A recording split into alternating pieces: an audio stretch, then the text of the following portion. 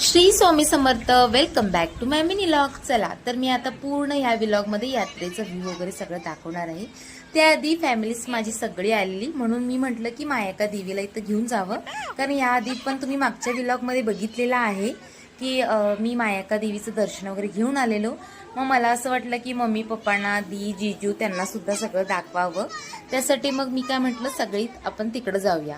आणि मग काय सगळे आम्ही मस्त तिथं जाऊन आलो. असं छान खूप मंदिर होतं, सगळ्यांना खूप आवडलं.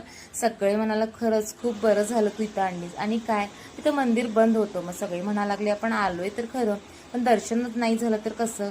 पण आम्ही थोडा वेळ अजून थांबलं, मग तिथं दर्शन सुद्धा झालं आणि महाप्रसाद घेऊन आम्ही घरी आलो. मग काय दुपारची विश्रांती वगैरे असे आमचे चालू होते. इथं बघू शकता कसे झोपलेत. मग संध्याकाळी मस्त मम्मी म्हणाली चला मी मस्त गरगरी चहा बनवते आणि आपण चहा पिऊन घेऊयात.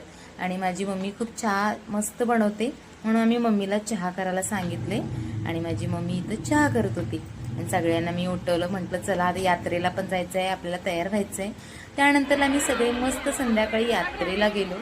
खरंच खूप छान वाटत होतं. आणि महालक्ष्मीची यात्रा म्हणजे 6 वर्षानं होत होती, त्याच्यामुळे खूप छान सगळीकडं गर्दी, डेकोरेशन वगैरे खूप छान केलेले.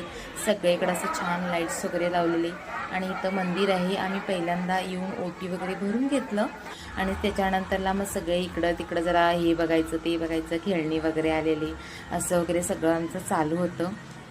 गर्दीसुद्धा खूप होती आणि आदू वगैरे पण होता, त्याचं पण चालू होतं इकडं तिकडं. आणि मला सगळ्यात जास्त एक्सायटेड होतं ते म्हणजे इथं खूप पाळणे वगैरे सगळं असं आलेलं आणि ते बघण्यासाठी मी खूप एक्सायटेड होते. पण म्हटले सगळे आधी दर्शन वगैरे करूयात मग जाऊ. इथं बघू शकता किती मोठा पाळणा आला इथं आणि सगळीकडे गाणी वगैरे अशी लावलेली. इथं डान्स बघू शकता, किती छान डान्स करताय ते सुद्धा थोडं आम्ही बघितलं.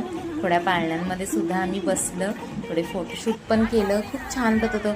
यात्रेमधून असं घरी यायला असं अजिबात मनच वाटत नव्हतं, तिथंच थांबावं असं वाटत होतं. मी तर खूप एक्सायटेड होती सगळ्यामध्ये बसायला. आणि सगळ्यात जास्त तर आद्विक बसला. इथं पण बसायचं, तिथं पण बसायचं असं त्याचं चालू होतं. तिथं मोठ्या प्रमाणात पूर्ण गावाला महाप्रसाद होता. सगळ्यांना 2 टायमाचं तिथं जेवण होतं आणि आम्ही पण तिथं संध्याकाळी जेवलो. आणि नंतर काय दुसऱ्या दिवशी सकाळी पोळ्या बनवायच्या होत्या. आई पोळ्या बनवत होती आणि मी इकडं भाजी आणि आमटी करून घेतली. मग मी स्वामींची पूजासुद्धा छान अशी करून घेतली आणि सगळे फॅमिली एकत्र आहे म्हटलं आणि आम्ही छानशी आरती म्हणून घेतली.